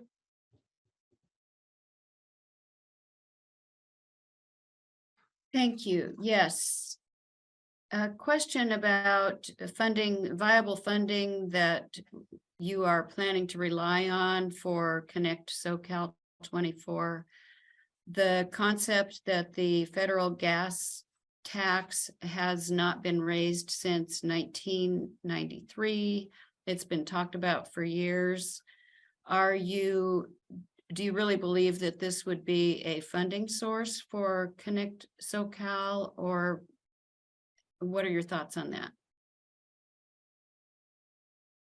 I mean, the strategy has been included in previous financial plans as a strategic short-term stopgap measure to address the highway trust fund shortfall, during the transition to a national mileage-based user fee. Increasing the federal gas tax and indexing it to inflation, would be sustainable and reliable and address, the issues that are, becoming more and more pressing as EV adoption increases and construction costs escalate. But we also feel that, as a planning agency and as the Connect SoCal as a planning document, that it's our responsibility to highlight and support planning strategies, that address these key policy issues and, would be considered good planning. Okay, all right, thanks. Thank you. Let me go to Mr. Anthony. Thank you, Ms. Lederman, for your presentation. I missed the very beginning. What organization are you from that you represent? Oh, I'm at SCAG. I'm a SCAG staff member. Oh, I see. Okay. So the stuff that we're talking about here, how would it be changed? Does the state need to pass a bill? Is there a bill currently moving forward with this, or? So, I mean, I think we're talking about a collection of strategies that were all included in Connect SoCal 2020. Each strategy is different. Each strategy would have different key actors. Each strategy would have, different, needs and timelines for implementation. I think if, there are specifics, more specifics that were included in Connect SoCal 2020, what we're looking at now is looking at, starting from these strategies that were approved and included in Connect SoCal, and looking at how they work now with changing conditions, how they can be updated if there are any additional news sources, and that's what we're doing now. And the vehicle miles traveled, if we are focusing on that, would that simply be implemented when people go to the DMV and re-register their car? They look at the mileage and that's when they pay the fee? I can't imagine any other way to check VMT. So part of that, would, I think, so again, there would be the state program, which the state has been piloting and is, they're currently piloting different methods of how they would do that. And I think that there's like a lot of information that, is available through Caltrans, or that previous speakers from Caltrans in the transportation committee meetings have discussed how that's working. They've piloted. I think they're going to, pilot additional in the future, plan to pilot additional ways to pay. But it's not a implemented program. Do you know offhand what they're looking at? Have they tried any of these measuring? Like, how are they measuring it at the pilot? I think that's how they did that in the original pilot, but I really don't know. I don't know everything that they're planning. No worries, no worries. So I can't really speak for them. And at the end of the day, you're saying this would be a supplement because Congress is not moving forward with changing the gas tax. So Congress is not moving forward with changing the gas tax, but the recent federal transportation legislation is requiring the US DOT to run a national mileage-based user fee pilot program. At the state level, the state has been piloting and further exploring and is planning a transition to a VMT fee. And then at the local level, we're looking at ways that we can leverage, when there is an existing state fee, the infrastructure and the payment system. So what you're talking about, like how you would read the VMT, and how locally we would be able to leverage that infrastructure and allow that to be a regional or a countywide or a local funding mechanism. So today you're here to ask us to approve this plan where we are endorsing the increasing the VMT or going along with these pilot programs. But is that right? No, this is an information only item. Oh, okay, I got you. So I'm just discussing what we included in the last plan, and ways we're looking at updating it, and hoping to have this conversation that we're having to inform ultimately what will be in the 2024 financial plan. Do you know offhand if we're as a body endorsing Congress to change and update the gas tax? I do not. I'm sorry. I mean, this current Congress. I can look into that. All right. Okay. Thank you. Thank you, sir. Liz Becerra, next. Yes, sir. Thank you very much. What I don't understand about the mileage-based user fee, if I live up here in the desert in Victorville and I drive down the hill every day to go to work, let's just say LA County, I've probably passed through 4 different counties. How is the mileage user fee going to get divided into all of those counties? Are they going to take into account where I work or where I shop or things like that? I mean, now I can fill up my tank here in Victorville, drive down the hill. If I go down there and back, I can go on one tank. So all my gas tax comes here to San Bernardino County. How is that going to change with the user fee? I mean, I think that's a very good question. And I think that that's something that, you know, the state and the national pilots are exploring as something that, you know, needs to be worked out for ultimately for implementation. Because what I see is they're going to want more information on us. Like I said, how many times you travel down the hill, where do you go and things like that. So all the other counties that I travel through will have their chance at the user fee program. So that's the thing that concerns me, is how much now more information we're going to give them, more so with our phones, but it's going to be more information that we're giving up. Thank you. Thank you for the presentation. Very well. Thank you for your comment. Thank you, Liz. Mr. Hagman? Thank you, Mr. Chair. I just, every time I put financial plans together, one of the things that always seems to be lacking is the analytics of how we spend the dollars we do get. And so I know from other state surveys that we pay quite a bit more per linear foot of road, for example, because of some of the state regulatory burdens that we have that are different in California than other places.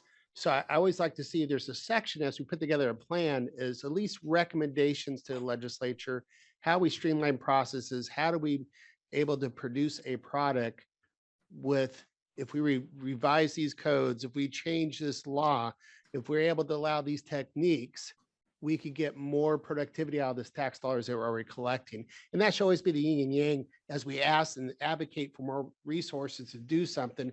We should also be taking a look at how we utilize the resources we have. And we're following all the rules, that's great. But if we were to change a couple of laws, as a former legislator, that's always helpful to me. And it's like, hey, we could switch this, but we could need to have this over here too. So that I think that's just a balanced approach that we can offer, and some of the advocacy we could do at SCAG. All right, that's great. Thank you very much for your comment. And, you know, if you want to contact me offline, I mean, I think that that's a little bit outside of the purview of the financial planning, but, you know, there are people who work on system management and, you know, aspects like that, which I you know, the project list and the programming, which I think would be more pertinent to your question.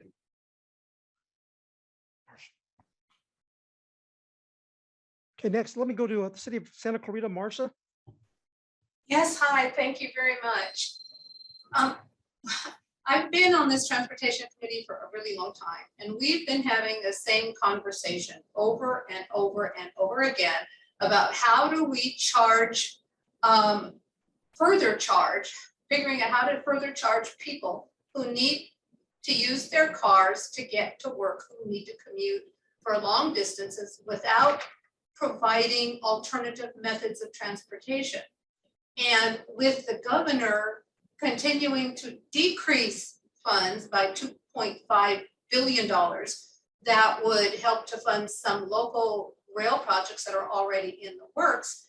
How in the world do you justify figuring out how to charge people more money? I had requested an agenda item to discuss the governor's decreasing funds for these much needed projects. And I'm hoping that it'll be on sometime agenda to discuss this before the May revise. But if we as a unified body here don't speak up loudly and clearly, we're going to continue to keep talking about ways to take money away from people who desperately need it to try to get to work. You keep talking about the gas tax hasn't been raised, but fee upon fee upon fee has put upon gas. So people are paying a heck of a lot more money for gas. So these are just my thoughts, and I'm hoping we can have further discussions on for goodness sakes, you know, the state and feds are telling you one way that you need to get more money out of people, and yet they don't give us the money we need to give them an alternative method of transportation. Thank you. Right. Thank you, Thank Marcia. you very much for your comments. This is our last question. Mr. Brian Goodell, do you have another question, sir? You're on mute. Yes, I do. Thank you. First, some thoughts. It seems to me that the VMT fees could be assessed and tracked on electronic vehicles, since it seems like we're trying to phase out all of the gas vehicles over time and keep the gas tax on the gas vehicles until they're phased out, and maybe increase it and somehow make those two, balance or be equitable. So anyhow, it's just one thought, notwithstanding the privacy issues of tracking the miles on EVs and, where they're actually driving. That could also probably be done fairly easily with the GPS systems that are there, but then you got your privacy issues and things like that that would have to be dealt with. But that's just a comment on the last issue.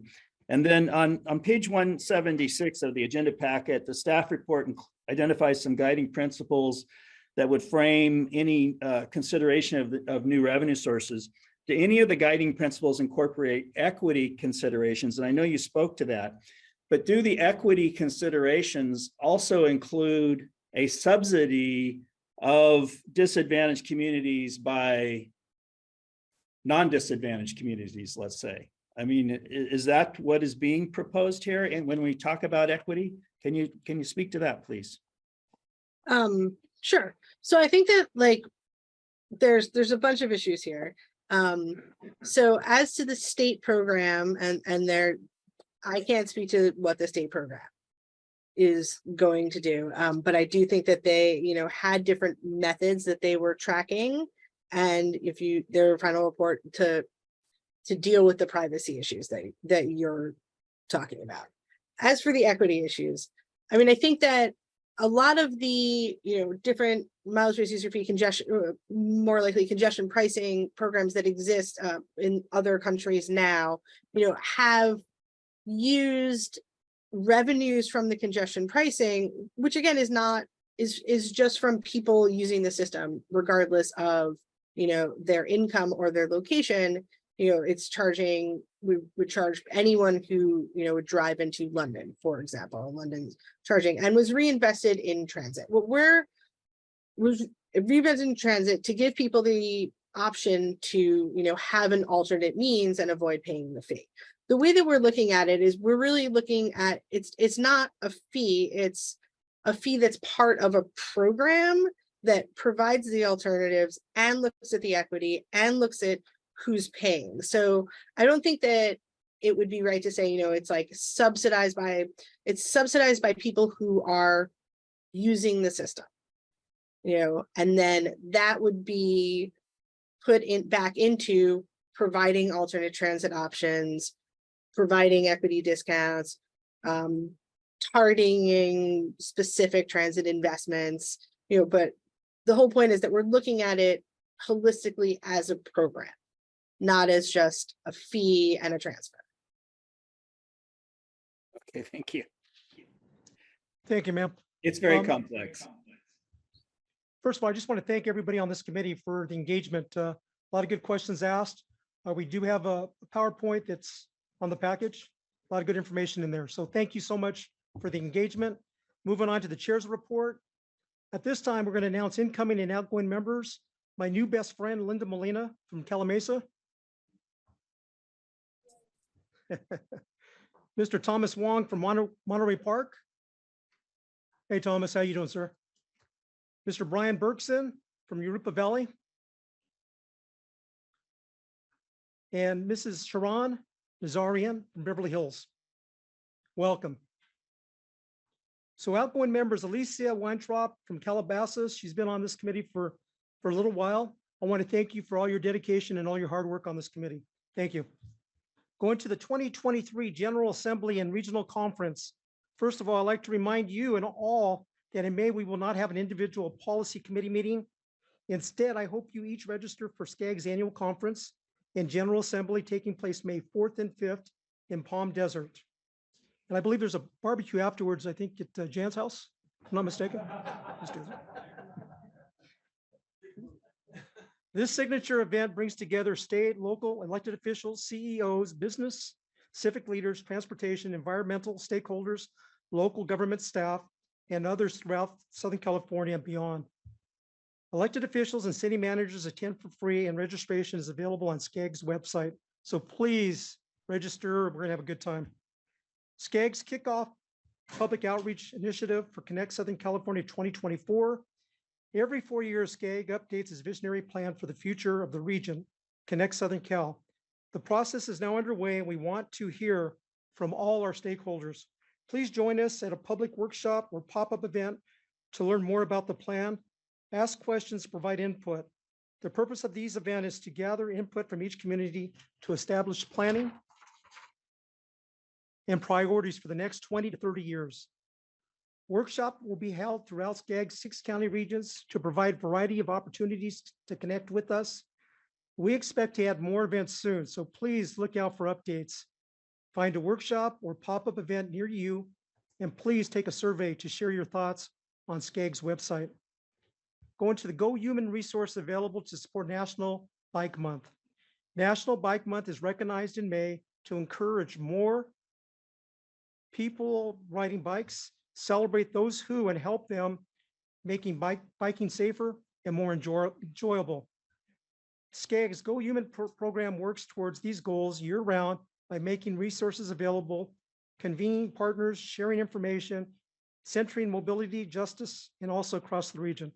Throughout the National Bike Month, Go Human will further amplify its resource and invest in local, community-led safety strategies across the region, including community hubs awareness. SCAG and Go Human participate in project awards for 10 community hub partners in April, and project implementation will launch in May. May 21st, Go Human 10 Civil Avila. There we go. Go Human has partnered with this organization and will join an open street event in Watts. Attendees can encourage and share input on Connect Southern California and will receive free helmets and educational resources. May 24th, Go Human at the Costa Mesa Bike Festival. Go Human will distribute safety resource, including helmets and educational material in support of the event. Traffic safety resource distribution. Go Human will continue to make its message tested and data informed, co-branded traffic and safety material, and kit of the parts lending library material available. Sorry about that, guys. So at this time, my good friend, Mr. Art Brown, Metrolink report, please. Thank you, Chair. Metrolink has completed its full deployment of earthquake warning system along all 7 of its passenger rail lines. It is in conjunction with the United States Geological Survey Shake Alert System with Metrolink's positive train control. If an earthquake of 4.0 or higher is detected, it will notify the trains through the positive train control system. It will either bring the trains to a stop or slow down until the tracks will be checked for any damage or alignment. Earth Day, Saturday, April 22nd, Metrolink is offering free rides at all their services. And the last item on Metrolink, the historic Santa Fe Depot in San Bernardino is featured on a U.S. postage stamp commemorating historic railroad stations across the country. They've honored San Bernardino with Mission Revival style passenger terminal, along with 5 other architectural significant stations. They continue to play an important role in their communities. The others are in Pennsylvania, Maryland, Virginia, and Ohio. The San Bernardino station was opened in 1918, and at that time was the largest railroad station west of the Mississippi. And as long as we're on rail, there is a new Senate committee to focus on supporting Southern California Rail Corridor. That's the San Luis Obispo to San Diego corridor, the Losan corridor. Members of that committee are Senators Monique Lamone of Santa Barbara, Josh Newman of Fullerton, Janet Wynn of Huntington Beach, Tom Unberg of Santa Ana, and Catherine Blakespeare of Encinitas. I'd like to ask this committee to bring somebody from that Senate committee to our meetings in either June or July to talk about that new Senate committee. Thank you, Mr. Brown. So I'm going to go to our very own David Salgado.